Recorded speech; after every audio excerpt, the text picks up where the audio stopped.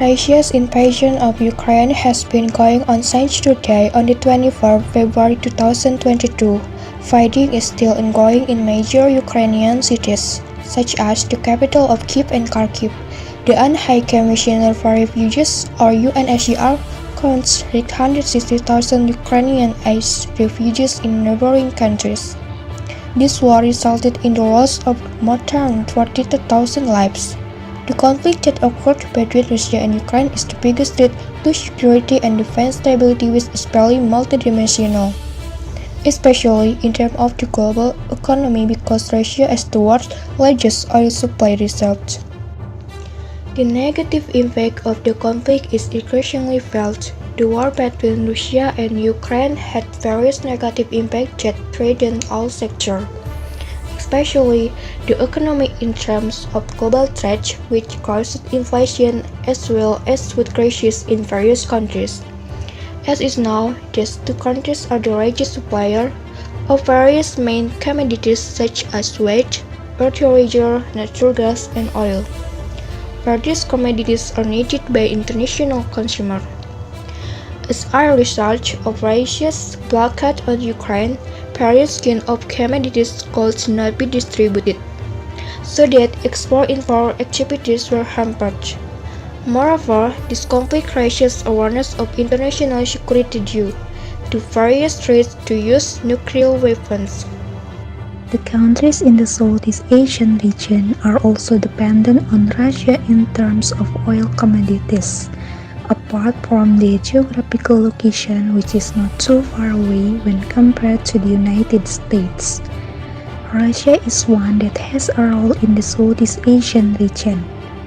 In addition, Russia's economic and military relations have ties with several countries in the Southeast Asia, such as Vietnam, Indonesia, and Thailand. Action taken by Russia against Ukraine invite various responses and criticism from the international community. One of the countries that criticized Russia's action was Indonesia. A prolonged Russian-Ukrainian war could have a major impact on Indonesia, starting from rising food prices, crude oil, fertilizer, to the loss of export potential.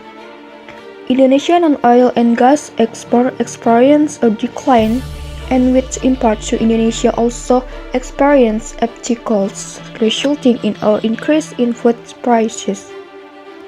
Not only that, the impact of the Russian-Ukrainian war is also being felt by farmers in remote areas, because the price of fertilizer is threatened with a sharp increase.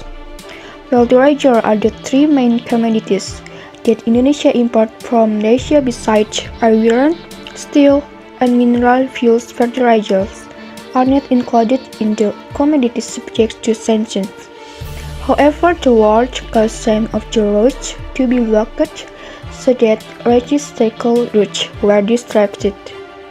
Indonesia is a country that actively participates in activities related to humanitarian issues in international organizations.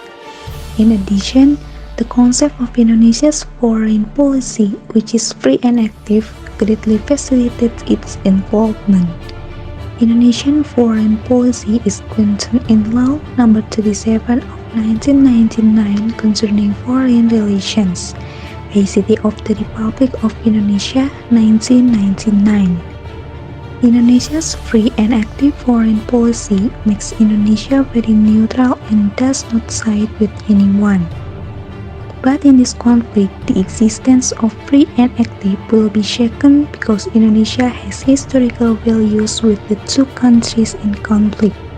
Indonesia is trying to pursue various effective measures in reducing the conflict, but also to stimulate peace negotiations.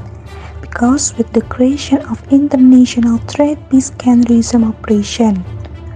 One of them is through the visit of the Indonesian presidents to Russia and Ukraine on 29 to 30 June 2022 to meet Presidents Putin and Zelensky, where the visit carries a mission to encourage peace through dialogue.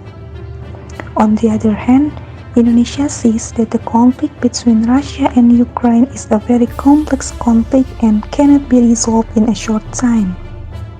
Thus, Indonesia's stance should not intervene too much in the conflict that occurs.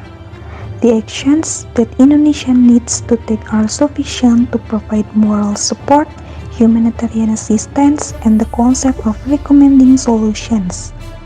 Apart from that, Indonesia also needs to push for the opening of refugee zones to accommodate more civilians who have had to flee as a result of the conflict.